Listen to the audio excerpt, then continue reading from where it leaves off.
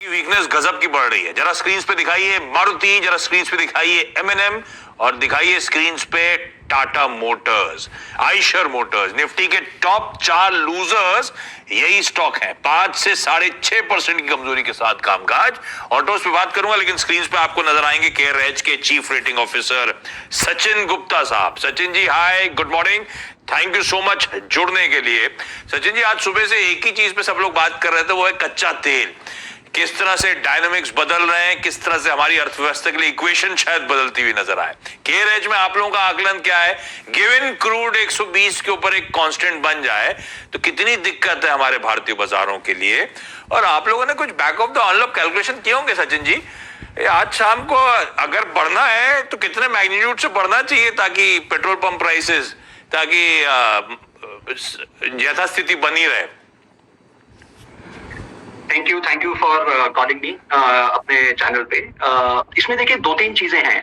आपकी बात एकदम सही है कि $120 के क्रूड पे काफी इम्पैक्ट पड़ेगा। स्पेसिफिकली जो इम्पैक्ट पड़ेगा वो इन्फ्लेशन पे पड़ेगा, जैसा कि आप समझ सकते हैं अगर पेट्रोल प्राइसेस बढ़ेंगे।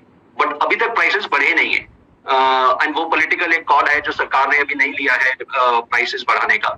हमको लगता है कि स्टेट गवर्नमेंट इलेक्शंस के बाद ये टाइम आएगा जब सरकार को पैसे बढ़ाने ही पड़ेंगे, बिकॉज क्रूड प्राइसेस का इतनी तेजी से बढ़ने में वो नहीं रोक पाएंगे।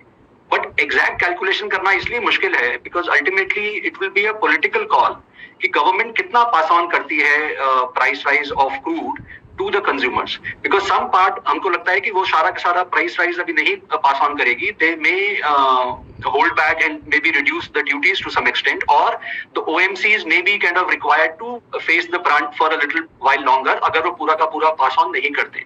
Because आज की डेट में भी OMCs bear कर रही हैं काफी सारा का सारा expense, their marketing margins will be impacted while they are making more money on the refining margin because जो spreads हैं between crude and diesel and motor spirit जो पेट्रोल है उनके स्प्रेड्स थोड़े बढ़ गए हैं, तो इसलिए वहां पे थोड़ा वो ज्यादा मार्जिन कमा रहे हैं, but marketing margin obviously has been impacted.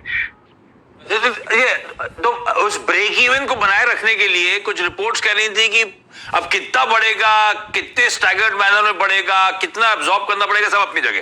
पर वो कई लोग कह रहे थे ब्रेक इवन मतलब 15 से 20-22 रुपए तक का की बढ़त की जरूरत होगी। ये बॉलपार्क कैलकुलेशन सही है क्या? इस समय बोलना बहुत मुश्किल है कि कितना बढ़ेगा, because as I said it will be a political call. एक बात और भी समझने की है कि देखिए जो प्राइस अभी बढ़ा है, काफी सैंक्शंस लगे हैं, but oil and gas sector पे जानबूझ के वेस्टर्न नेशंस ने सैंक्शन नहीं लगाए हैं। सो इसका मतलब है कि जो रशिया की जो सप्लाई है, Russia supplies about 10% of the total जो 100 मिलियन बैरल्स का पर डे का रिक्वायरमेंट है वर्ल्ड का, उसमें से 10 मिलियन बैरल के आसपास रशिया से आता है।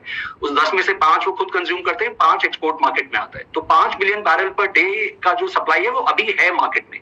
आज जो प्राइसेस बढ़े हैं वो इसलिए क्योंकि 2 चीजें हुई। एक तो ये लगा कि शायद US and the western Nations will impose sanctions even on this segment. अभी तक हुआ नहीं है, तो अगर आप टेक्निकली देखें अभी तक वो सप्लाई मार्केट में है, लेकिन क्योंकि फाइनेंशियल सैंक्शंस लगे हैं तो maybe the Russian banks are not allowed, तो उस चक्कर में शायद वो सप्लाई जो है मार्केट में the market is fearing it will not be as freely available. And secondly अगर यूएस सैंक्शंस लगा देता है वो 5 मिलियन जो इंपोर्ट होता है बाकी नेशंस का, and more importantly on gas, then the market is fearing the prices could jump up. But इसमें 2-3 चीजें और हैं। एक देखिए कि यूएस ने अपना कुछ स्ट्रेटेजिक रिजर्व्स रिलीज किए 60 मिलियन बैरल के, तो उससे एटलीस्ट शॉर्ट टर्म में they could be, obviously long term में उसका कोई फर्क नहीं पड़ने वाला है क्योंकि 60 million barrel is not even 1 days total consumption of the whole world. But कुछ टाइम के लिए फर्क पड़ सकता है। It's more of a sentiment जो आई थिंक कोशिश है कि रहे। सेकंड है कि ओपेक, अभी तक ओपेक ने बोला है कि वो सप्लाई नहीं बढ़ाएंगे because supply is available, the price rise is largely on account of future concerns. तो अगर OPEC also give some positive signals कि they have the capability to meet the shortfall of जो रशियन इंपोर्ट्स हैं, उसकी अगर shortfall meet करने का वो कॉन्फिडेंस देंगे, तब शायद मार्केट थोड़ा सा सॉफ्टन हो सकता है इन terms of prices. So that is what everyone is monitoring and closely watching.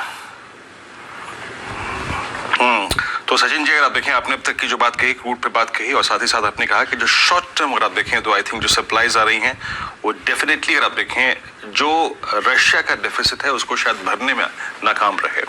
तो मोटे तौर पर आप देखें तो अभी ये पेन कायम रहेगा।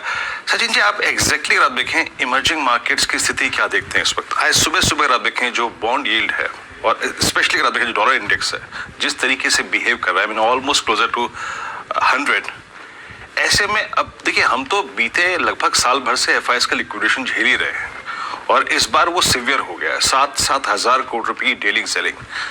आपको क्या लगता है इस वक्त, since we are a heavy crude consumer, हमारे पूरे के पूरे अगर आप देखें जो मैथमेटिक्स थे वो $75 पर बैरल पर अगर आप देखें कैलकुलेट किए गए थे, ऐसे में specially India and emerging markets, आपका आउटलुक क्या है इस पर कुछ समय के लिए?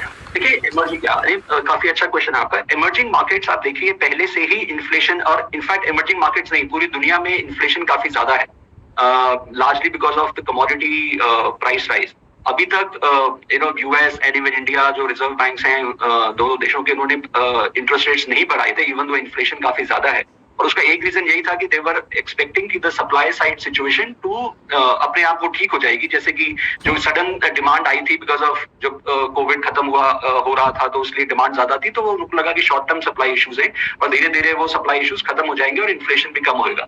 बट अभी जो ये सिचुएशन अभी आ रही है जिसमें आपका थिंग्स लाइक जैसे क्रूड की हम बात कर रहे हैं, गैस का issue, wheat will be a big issue because Ukraine and Russia are big suppliers of wheat. Sunflower oil is there. There are metals, palladium, which kind of goes into automotive sector. Then there is neon gas, which also goes into chip manufacturing.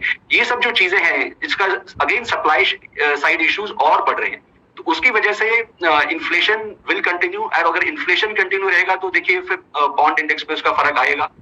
या तो वो interest rates बढ़ाएं और तो in that case the bonds will come down, और even otherwise the markets always factor in the future expectation. So इस सिलसिले में I think in general there will be pressure on the bonds as well. अच्छा सचिन जी, ज्यादा एक सवाल, क्योंकि the only caveat here I would want to put is कि एक थिंकिंग ये भी है कि अगर क्योंकि इतना इश्यूज है तो अगर डिमांड में थोड़ा वीकनेस आए एंड देयरफॉर डिमांड कम हो जाए तो सप्लाई साइड इश्यूज कम हो सकते हैं। जैसे कुछ some parts of Europe and Russia Ukraine में जैसे वो वहां पे डिमांड कम होगी, बट अभी आई थिंक उसका फुल इफेक्ट होने में आई थिंक टाइम लगेगा। अच्छा सचिन जी, आप चीफ रेटिंग ऑफिसर हो केयर में, ये बताओ ये यूक्रेन रशिया फॉल आउट क्या होगा? क्या क्रेडिट वर्दीनेस हमारी इंडियन कंपनीज की डिटोरिएट होती हुई नजर आएंगी? क्या आपको तस्वीर ऐसी लग रही है कि डाउनग्रेड्स अब आप लोग ज्यादा दोगे अपग्रेड्स के कंपैरिजन में? ये ऐसा होने वाला है क्या? देखिए, जो क्रेडिट रेटिंग व्यूज होते हैं वो generally long term business viability के ऊपर लगते हैं। तो हमको ये देखना होगा कि कौन कौन से इंडस्ट्रीज या सेक्टर्स हैं जिसमें लॉन्ग टर्म डाउनसाइड इम्पैक्ट होने वाला है। तो अगर उसमें हम देखें तो जैसे आप भी पहले बात कर रहे थे, जो कंपनीज हैं oil marketing companies, paints, tyre companies, airlines, इनमें क्लियरली नेगेटिव इम्पैक्ट है। कुछ केमिकल्स कंपनीज भी हैं जो क्रूड डेरिवेटिव्स पे बेस्ड है। सो बट क्या है कि उनका अगर एक दो हफ्ते एक आध महीने में भी अगर उनका इम्पैक्ट हाई क्रूड प्राइसेस में उतना इम्पैक्ट नहीं होएगा कैश फ्लोज पे। We will have to see a bit long term view. तो अगर मान लीजिए ये क्रूड कंसिस्टेंटली $100-125 के जो रेंज में भी वो चल रहा है, अगर उस पे रहेगा तब सर्टेनली रेटिंग्स पे इम्पैक्ट पड़ सकता है, जो मैंने आपको सेक्टर्स बताए। बट अगर ये सिचुएशन कुछ हफ्तों या एक दो महीने में ठीक हो जाती है, then impact will not be as much. यहाँ पे एक चीज बोलने की जरूरत ये भी है कि रशिया और यूक्रेन से इंडिया का ट्रेड बहुत ज्यादा नहीं है। तो उसकी apart from the products that I spoke of, तो इसीलिए एक जनरल इम्पैक्ट होना नहीं लग रहा हमको कि होएगा in terms of liquidity of the Indian companies. Okay Sachin ji, बहुत बहुत शुक्रिया इस कार्यक्रम में शामिल होने के लिए। क्रूड पर और अगर आप देखें इन स्तरों से उत्पन्न होने वाली स्थितियों पर अगर आप देखें अपनी विचार रखने के लिए बहुत बहुत शुक्रिया सचिन जी। और